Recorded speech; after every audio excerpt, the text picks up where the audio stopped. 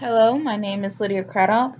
This is for EDU 1107 micro lesson. I will be talking about cognitive language development today.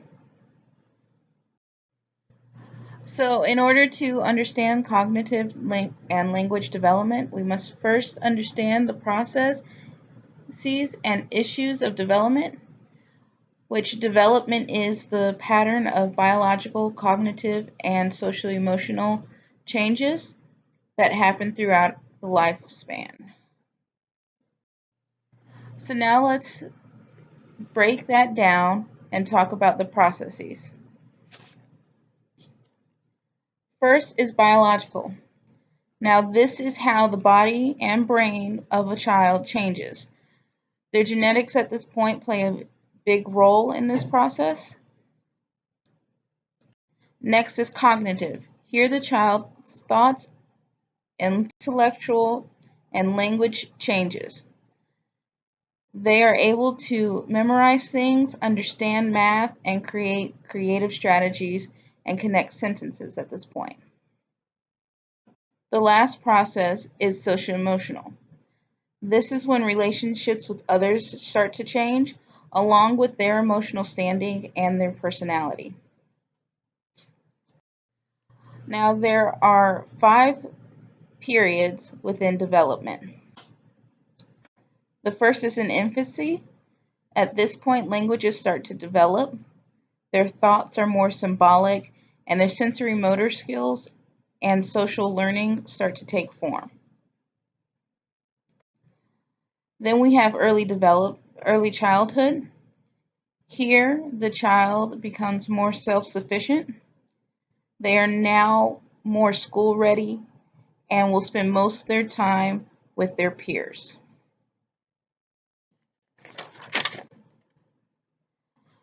At 6, the child is entering the middle and late childhood period with the capability to read, write, and do basic mathematics.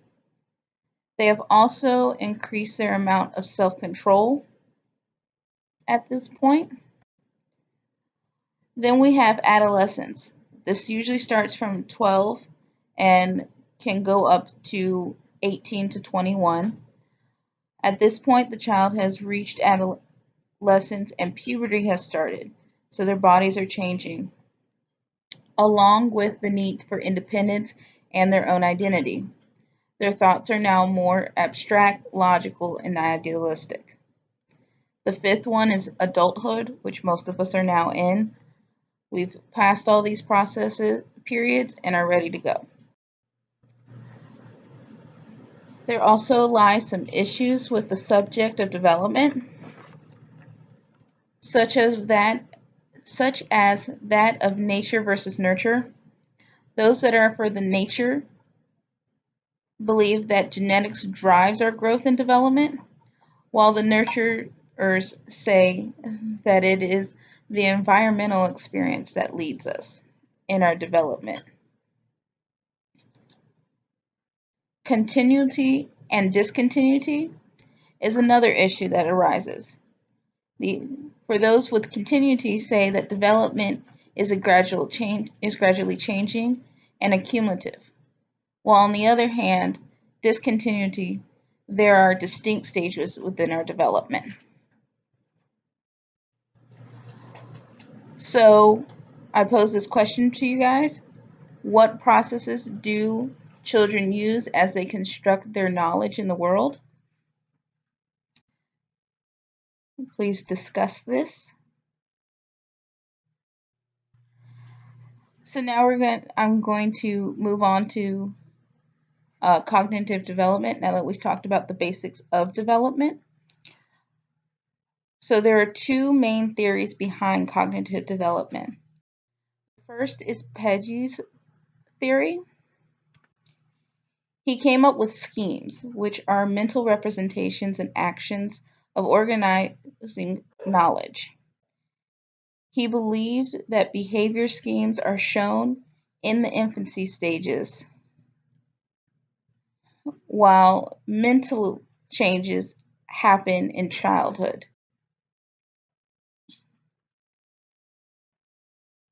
With assimilation and accommodation that he discussed, how children interact with their schemes. So, in assimilation, they would incorporate new knowledge into their already formed schemes. While with accommodation, the children would instead change their schemes to fit the new information that was given. He also discussed organization, which would allow the child to make sense of what is going on in the world around them, as well as evolution is the way they move from one stage to another, which he create 4 stages to his cognitive development theory. The first is sensory motor, where the infant starts to understand the world around them based upon the sensory experiences they have and the motor actions. This is why most times little infants and babies will put everything in their mouths and touch everything around them. Next is the pre-operational stage. Here the children is around the age of 2 to 7 and they start to use symbolic functions and intuitive thoughts. This is further broken down to symbolic functions, being how a child can represent an object that isn't present at the time, so how they can draw a tree when they're not right in front of a tree. And then intuitive thoughts are the questioning of everything and wanting to know everything. This is why children of such a young age will ask 101 different questions within 2 minutes. The third stage is concrete operational. Here the child's intuitive reasoning is now starting to be replaced with logic.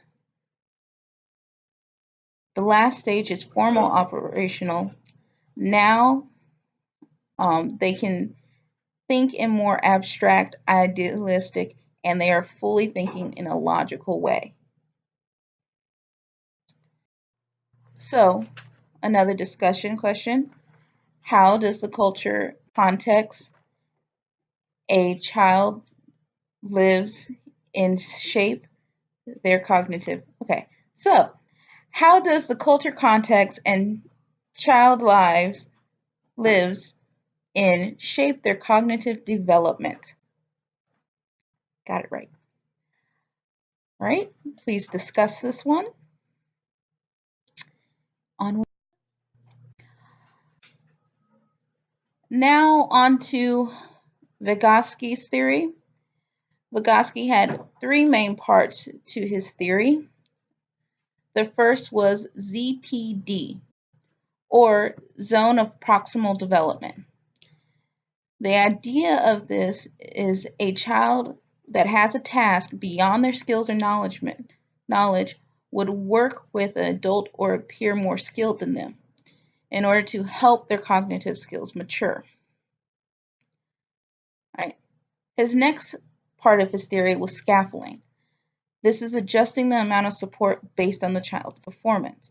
So, as the child's starting to understand and grow in the concept, the amount of assistance and guidance is reduced.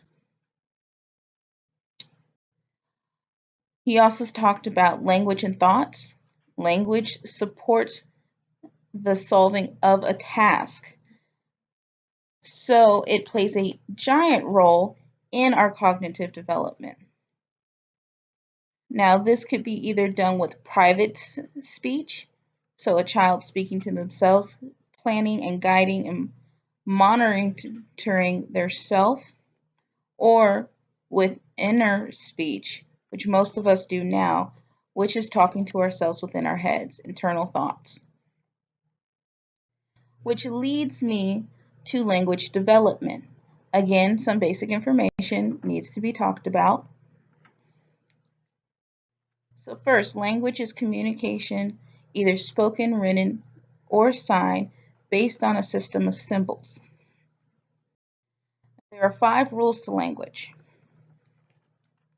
phonology, morphology, syntax, semantics, and paramedic. Sorry if I said something wrong. So, children are neither exclusively biologically linguistic nor exclusively social architects of language. What are your thoughts on this particular statement said? This is another discussion point. So, within those stages, with infancies, there are key milestones that happen. Within their first year, they start to babble. As they move on to 10 to 13 months, they will start to speak their first word. After about 18 months, they start to put two words together and are starting to understand how important verbal communication to someone else is. We move on to early childhood. Here they can now put 3 to 5 sentences together, 3 to 5 words together. They're starting to know those rhymes, which most children at this age will enjoy poetry. They understand the morphological rule of language. They're starting to understand plural and possessive forms of nouns. They're getting the correct ending of verbs and understanding how to use syntax rules. Their word range at this point is anywhere from 8,000 to 14,000 words. We move on to middle and late childhood, which at this point they know the alphabetical principles. So they know that each letter represents a different sound. Their word bank is now far above from before. It's now at 50 words. They understand complex grammar and can use it, and they understand the metalinguistic awareness. Again, that is every word combination of every letter and combination of letter like CH creates a different sound. Then we're at adolescence. At this point, they have a very sophisticated words increased. They know what a metaphor is. They understand satire at this point and can organize their thoughts before they write it. They can also tell apart general and specific points within their own writing and other writings. So, again, here are the discussion questions I would like you to talk about. What processes do children use as they construct their knowledge of the world? How does the cultural context a child lives in shape their cognitive development? And what are your thoughts on this statement? Children neither exclusively biologically linguistic nor exclusively social architects of language. Thank you for watching this and have a wonderful day.